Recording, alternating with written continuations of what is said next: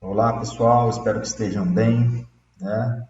Eu estou aqui para gravar mais uma videoaula para vocês, sou o professor Álvaro, uma videoaula para a disciplina Fundamentos da Educação 2. Na realidade, a gente vai estar recapitulando aqui uma aula que já foi oferecida de forma síncrona, mas como muitos alunos não estiveram presentes, eu achei por bem fazer essa gravação e disponibilizar para vocês, uma vez que eu não consegui gravar a aula síncrona por falta de recursos do nosso Google Meet, utilizado pela Univasf.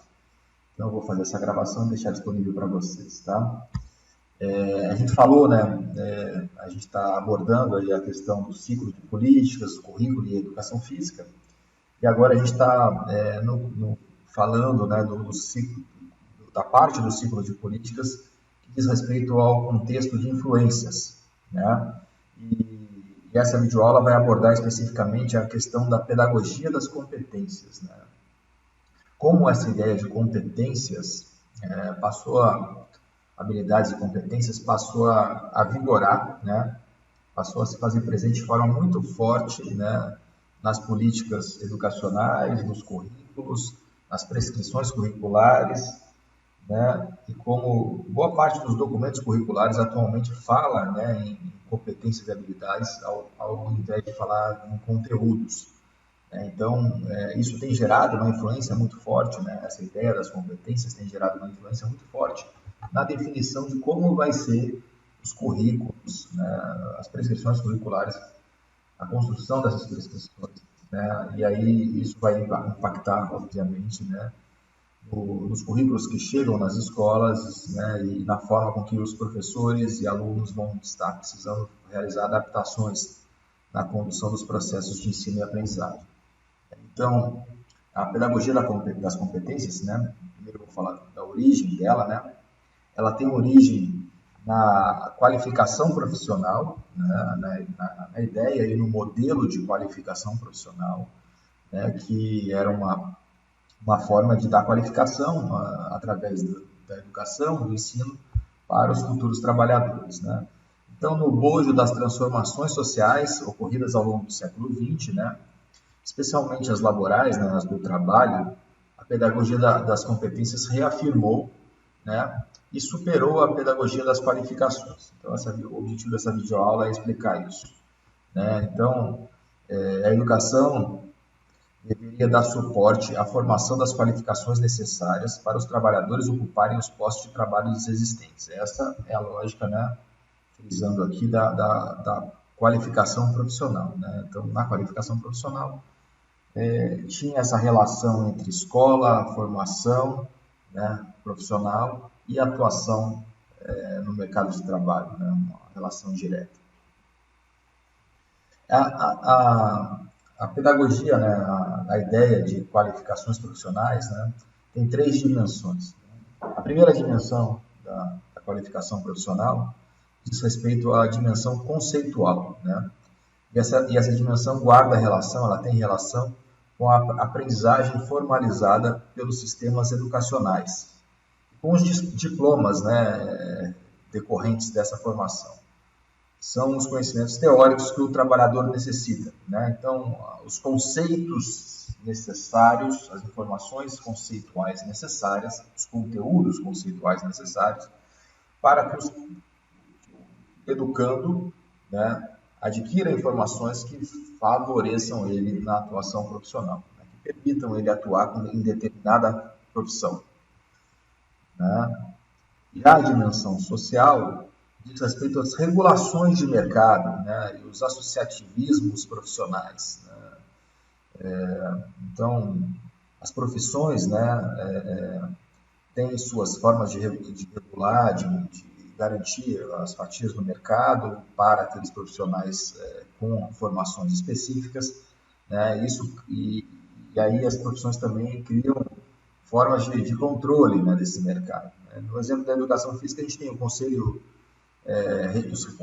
os conselhos regionais de educação física, o Conselho Nacional de Educação Física, que fiscaliza a atuação, né, dos profissionais que trabalham com essa área, né, profissional, para que eles sejam profissionais formados e habilitados através da formação específica. Então, veja, que tem uma relação entre o mercado de trabalho, a atuação profissional, as profissões em si e a formação profissional. No caso da educação física, a gente precisa ter uma formação específica, né, em licenciatura ou bacharelado, agora a gente vai ter unificação, para atuar, né,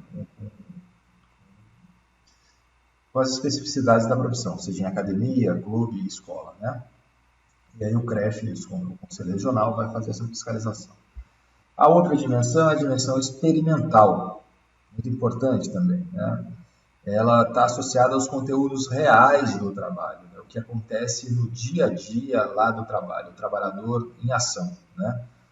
E é o conjunto de saberes da prática, o saber fazer, né? Então, muitas coisas não são aprendidas somente de forma conceitual, né? Não são informações teóricas que vão necessariamente ajudar o trabalhador. Tem informações que decorrem da prática, né? Que são construídas na prática, são saberes experienciais, né? São saberes adquiridos, né? Compostos a partir da prática profissional. No caso da educação física, tem muitas informações conceituais, por exemplo, vamos lá, precisa conhecer a anatomia, a fisiologia do corpo, né? Precisa conhecer a estrutura da educação, as informações sobre como se dá a dinâmica curricular, para saber que conteúdo ele vai ensinar, como ele vai selecionar conteúdo, como ele vai lidar com os conteúdos. Mas o dia a dia da escola, né, as demandas da escola, o comportamento dos alunos, né, assim, a forma de lidar didaticamente com os alunos, isso aí, né, o professor de educação física vai aprender no dia a dia. Então, são dimensões, essa é uma dimensão experimental. Com relação às qualificações, né, como construções sociais, né, então, as qualificações são indissociáveis das condições objetivas de trabalho, né? Então, elas dependem diretamente dos postos de trabalho que o mercado oferece em determinado contexto histórico, em determinado tempo, né? Tempo e lugar, né? Então, a qualificação, o que o aluno vai aprender na escola, né, para se formar profissional, vai estar ligada diretamente àquilo que está acontecendo na profissão naquele momento. Então, o mercado de trabalho está caminhando, vamos supor, vamos pegar lá atrás, né, assim, quando se deu o processo de industrialização, né, antigamente as sociedades eram majoritariamente agrícolas, né, e rurais, e as sociedades passaram por um processo de urbanização, né, e industrialização do trabalho, né? Então, o trabalho na indústria era diferente do trabalho no campo. A qualificação profissional, né, dependeria disso. Então, nesse momento em que o trabalho passou para ser trabalhado na indústria, as informações, as qualificações necessárias para esse trabalho se modificaram, né? Então, não poderiam ser as mesmas, né? Depois tiveram outras modificações que eu vou até comentar aqui nessa videoaula, também geraram novas adaptações, novas modificações na formação das qualificações profissionais. Tá?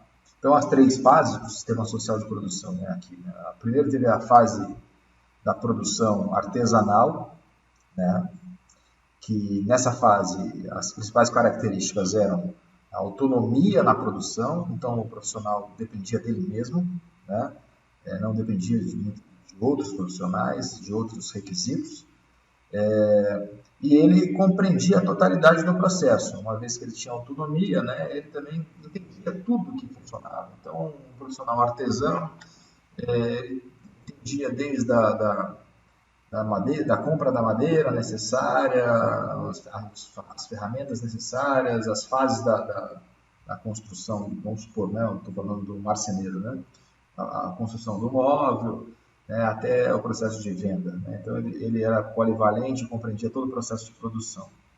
Então, a aprendizagem, né, profissional se dava eminentemente na prática, né? Um artesão ensinava o outro, né? Então, geralmente se passava de pai para filho essa profissão. A segunda fase do sistema social de produção é o sistema taylorista, né? Como eu falei, foi no momento de industrialização e urbanização das sociedades, né? Nesse momento, a gente teve a fragmentação das ocupações. Então, a gente começa a ter necessidade de especialização e padronização nos procedimentos, né? Então, vão ter profissionais específicos para cada fase da produção, né? O Fordismo, por exemplo, ilustra bem essa assertiva, né? Então, vão ter diferentes profissionais para diferentes funções e cada profissional conhece bem a sua própria função. Ele não conhece, ele não domina o processo todo, ele domina somente a sua especificidade, então ele é um especialista, ele é muito bom naquilo, né? Então, a formação profissional, né, a qualificação profissional estaria vinculada àquela profissão específica, àquela função específica. Na terceira fase, né, do sistema social de produção, a fase da automação do sistema de produção, né, quando as máquinas começaram a fazer o papel do homem, né, passou a ser necessário menos especialização e mais investimento nas comunicações e nos traços de personalidade dos trabalhadores. Os trabalhadores agora não precisavam mais dominar exatamente um aspecto da produção, né? Mas eles precisavam saber gerenciar a profissão e saber se relacionar, né? Então, foi uma outra fase que demandou outras qualificações, outro processo de qualificação. A gente tem um outro momento aqui também, né, com o acirramento do neoliberalismo, né, e a pedagogia das competências, né? Então, quando ocorreu, né, o fim da relação unidimensional entre formação, carreira e emprego, né, assim, até na fase taylorista, né, o profissional, a formação era específica para poder propiciar uma carreira em determinada função profissional e o emprego estaria garantido uma vez que ele tivesse aquela formação, aquela especificidade, né? Ele dominava aquela formação específica, ele ia trabalhar naquele emprego específico, né? Acontece que isso passou a ficar em desuso, né? A ideia de qualificação entra em desuso, né? E surge aí a noção de competências, né?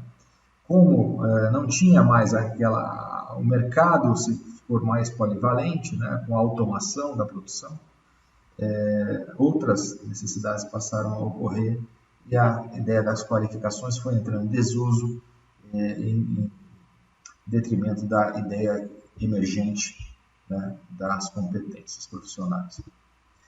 Então, passou a ter uma ênfase na articulação entre as dimensões conceitual e procedimental.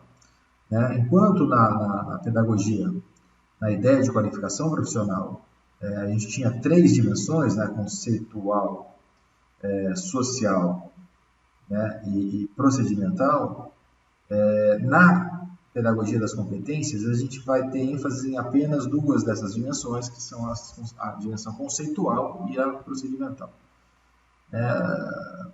Voltando.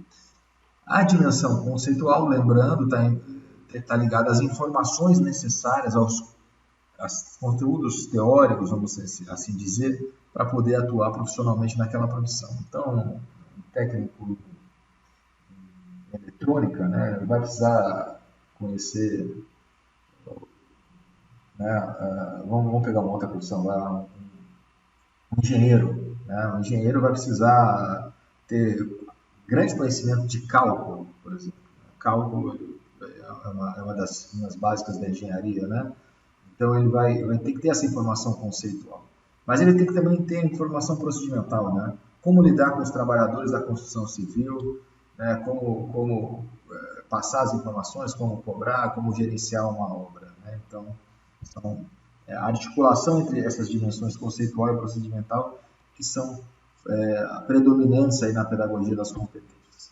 Então, vou trazer aqui algumas definições, são autores franceses que são importantes na construção, né, desse mapeamento da pedagogia das competências. O primeiro é o Zerafian, né, e para ele a competência é um entendimento prático, né, de situações que se apoia em conhecimentos adquiridos e transforma na medida em que aumenta a diversidade das situações, né? Então, a competência é saber utilizar as informações na prática, né? Ele tem competência para agir de determinada forma, né?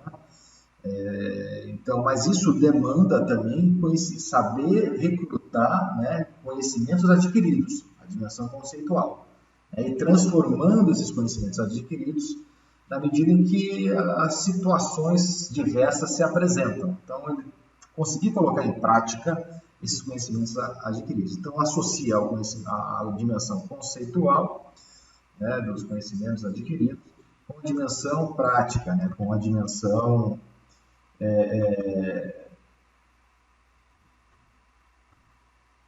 procedimental. Né? Fugiu a palavra aqui. Então, associa a dimensão conceitual com a dimensão procedimental.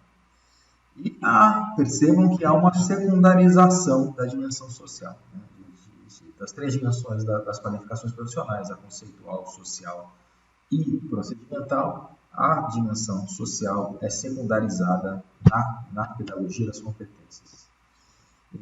Então, essa pedagogia teve uma forte influência nas políticas educacionais brasileiras desde a década de 90, principalmente com os parâmetros curriculares nacionais. A partir daí, a pedagogia brasileira, os currículos, as políticas educacionais tiveram uma grande influência e cada vez maior da pedagogia das competências.